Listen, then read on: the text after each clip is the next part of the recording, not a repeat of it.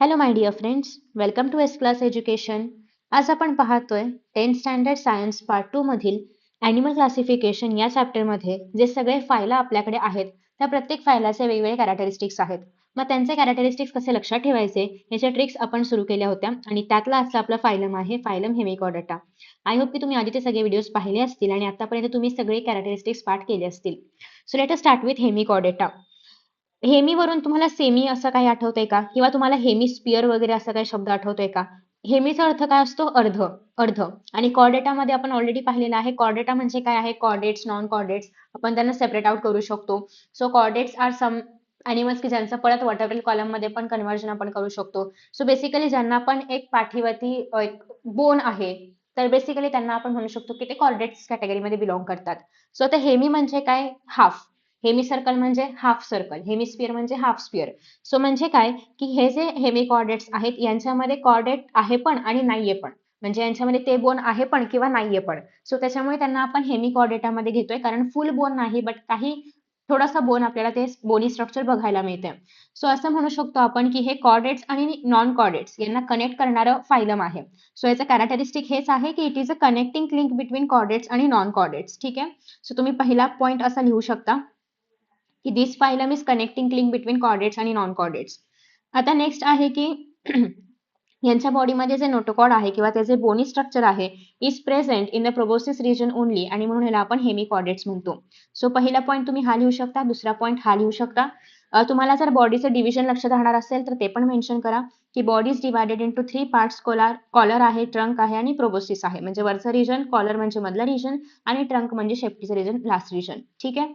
So if you want तर लक्षात ठेवा, अदरवाइज सेकंड पॉईंट लक्षात ठेवला तरी पण चालेल.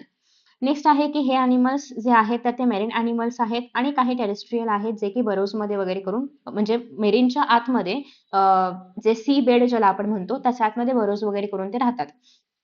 आफ्टर दॅट नेक्स्ट आहे काही, म्हणजे या अॅनिमल्सला एक्रोन अॅनिमल्स पण म्हटलं जातं. कॅरेक्टरिस्टिक फीचर आहे, नक्की लक्षात ठेवा.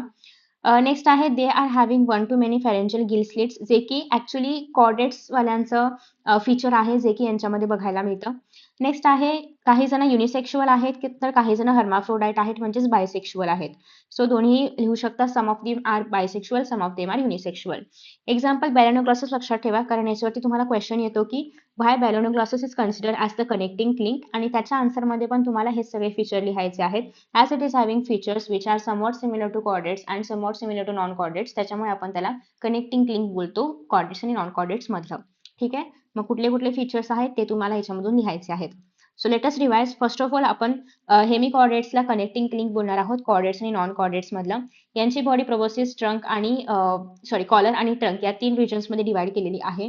नोटोकॉर्ड फक्त प्रोबोसिस रिजनमध्ये प्रेझेंट आहे, so we say them as hemichordates. या अॅनिमल्सला किंवा या वर्म्सला आपण एक्रोन वर्म्स असं पण म्हणतो.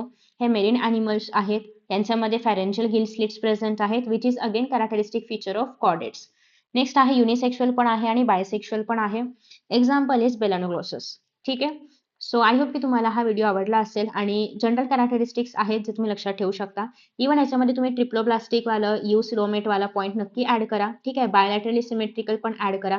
हा, सो तुम्हाला जर यातला फॉर एक्झाम्पल एक्रोन वर्म्स नाही लक्षात राहत आहे किंवा हे डिव्हिजन नाही लक्षात राहत आहे, तर तुम्ही हे कॅरेक्टरिस्टिक्स नक्की इन्क्लूड करा, कारण हे याच्यामध्ये आहेत. ठीक आहे. यांनी एक्स्ट्रा कॅरेक्टरिस्टिक्स असल्यामुळे ते नाही मेन्शन केलेत, बट तुम्ही मेन्शन करा की हे ट्रिप्लोब्लास्टिक आहेत, हे युसिलोमेट आहे, हे बायलॅटरली सिमेट्रिकल आहे. हे सगळं तुम्ही याच्यामध्ये पुन्हा एकदा मेन्शन करू शकता, कारण हे अॅनिमल्स आहेत तसे. ठीक आहे.